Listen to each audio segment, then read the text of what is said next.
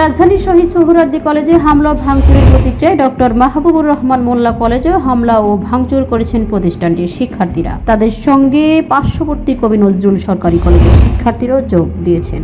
সোমবার সকাল 10টা থেকে কবি নজরুল ও সোহরাওয়ার্দী কলেজের শিক্ষার্থীরা বাহাদুর শাহ পার্কের সামনে লাঠিসোঁটা নিয়ে জড়ো হতে থাকে। পরে বেলা 11:30টার দিকে বিক্ষুব্ধ শিক্ষার্থীরা রায়সাহেব বাজারের দিকে অগ্রসর হয়ে ডক্টর মাহবুবুর রহমান মোল্লা কলেজের দিকে যান। পরে বেলা 12:30টার দিকে কিছু শিক্ষার্থী ওই কলেজের বিভিন্ন স্লোগান দিয়ে হামলা ভাঙচুর এবং ভেতরে প্রবেশ করে। এ সময় রাস্তার বিপরীত পাশে মোল্লা কলেজের শিক্ষার্থীরা অবস্থান নিতে দেখা গেছে। সবশেষ খবর পাওয়া পর্যন্ত তাদের মধ্যে দাওয়া পাল্টা দেওয়া চলেছে। এদিকে ঘটনাস্থলে আইন শৃঙ্খলা রক্ষাকারী বাহিনীর কোনো সদস্যকে তেমন কোনো ভূমিকায় দেখা যায়নি বলে অভিযোগ সাধারণ মানুষের। কবি নজরুল সরকারি কলেজের অধ্যাপক ডক্টর মোহাম্মদ হাবিবুর রহমান আন্দোলনরত শিক্ষার্থীদের বারবার মাইকিং করে শান্ত করার চেষ্টা করেন। ভুল চিকিৎসায় অভিজিৎ হাওলাদার নামের এক শিক্ষার্থীর মৃত্যুর অভিযোগের জের ধরে রোববার পুরান ঢাকার ন্যাশনাল মেডিকেল কলেজ এবং সোহরাওয়ার্দী কলেজে ভাঙচুর ও লুটপাটের ঘটনা ঘটে। সংশ্লিষ্ট ব্যক্তিদের সঙ্গে কথা বলে জানা গেছে,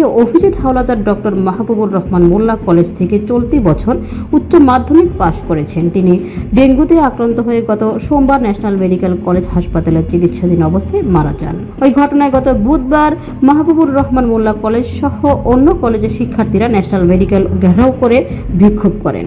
পরে অভিজিতের মৃত্যুর ঘটনায় একটি তদন্ত কমিটি হয়। তবে ওই দিন বিকেলে মাহবুবুর রহমান মোল্লা কলেজের কয়েকজন শিক্ষার্থীকে মারধর করেন সোহরাওয়ার্দী সহ আশপাশের কলেজের শিক্ষার্থীরা।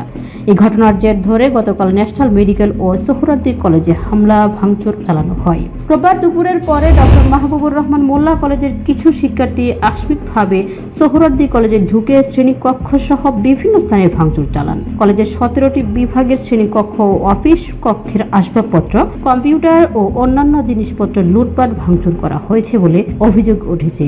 Desk report, Oishi Bangla.